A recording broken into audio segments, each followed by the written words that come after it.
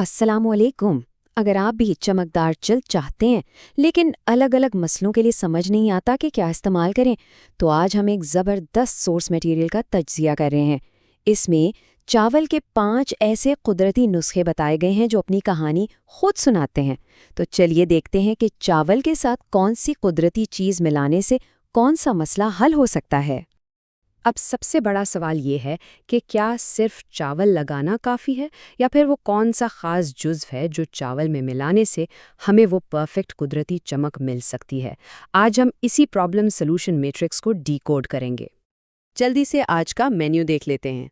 Number 1, tan हटाने के लिए दूध। नंबर 2, ठंडक और चमक के लिए खीरा। नंबर 3, खुश्क जिल्द के लिए शहद। नंबर 4, रेडनेस या सुर्खी के लिए एलोवेरा।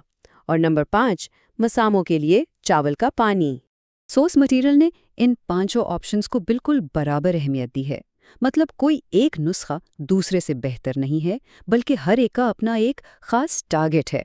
तो चलिए बारी बारी इन सबकी डिटेल में चलते हैं।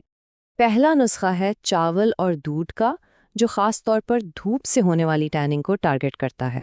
यहाँ सोर्स का अंदाज जरा चेक करें, कितना मजे का है। ये फेस पैक बिल्कुल एक किरदार बनकर कहता है, मैं चावल और दूध का पैक हूँ, तेरा टैन हल्का और लाडले तुझे दूध जैसा गोरा चिट्टा कर दूंगा रे।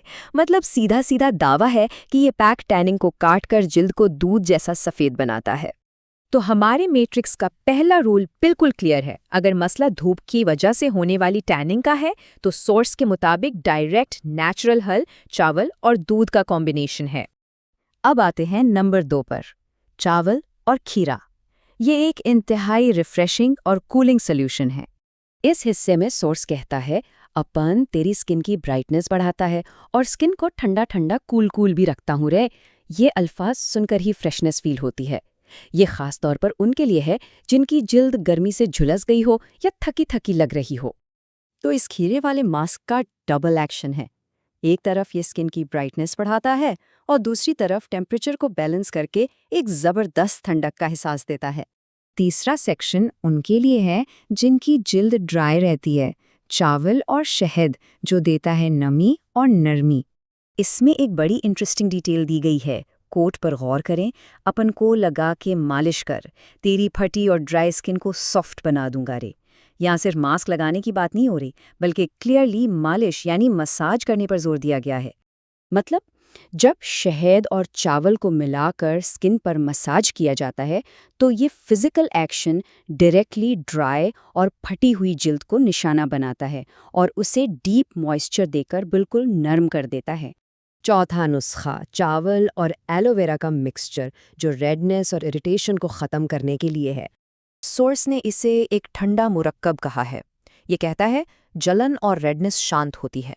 तो अगर किसी की स्किन सेंसिटिव है या किसी एलर्जी की वजह से फेस लाल हो गया है तो ये मिक्सचर उसे फौरन काम करने का दावा करता है। ये एलोवेरा वाला मास्क भी 2 in 1 है। पहले ये जलन और रेडनेस को ठीक करके स्किन को सुकून देता है और फिर साथ ही साथ फेस पर एक हेल्दी चमक भी ले आता है। और अब आखिरी यानी 5वां नुस्खा, चावल का पानी, खुले मसामों और स्लो नेचुरल ग्लो के लिए। इस आखिरी कोट में सबसे अहम लफ्ज़ है धीरे धीरे। ये कोई ओवरनाइट जादू का दावा नहीं कर रहा। ये कहता है मैं पोर्स को टाइट करता हूँ और धीरे धीरे नेचुरल ग्लो वापस लाता हूँ।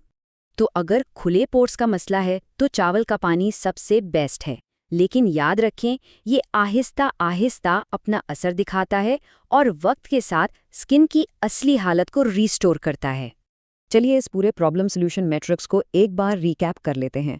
टैन हटाना हो तो दूध, ठंडक चाहिए तो खीरा, खुश्की खत्म करनी है तो शहद, रेडनेस को कम करना है तो एलोवेरा और मसामों को टाइट करना है तो चावल का पानी।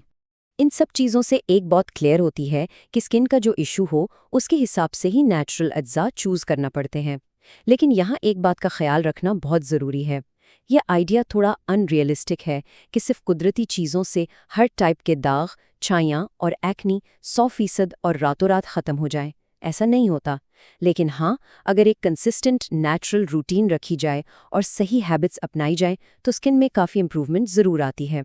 तो इस पूरे मैट्रिक्स को समझने के बाद अब देखना यह है कि मौजूदा सूरत हाल में जिल्द की असल ज़रूरत क्या है। क्या उसे ठंडक चाहिए, मॉइस्चर, या पोर्स को श्रिंक करने की ज़रूरत है? सही हल तभी मिलेगा जब प्रॉब्लम की सही पहचान होगी। इस तज्ज़िये में हमारे साथ जुड़े रहने का बहुत शुक्रिया।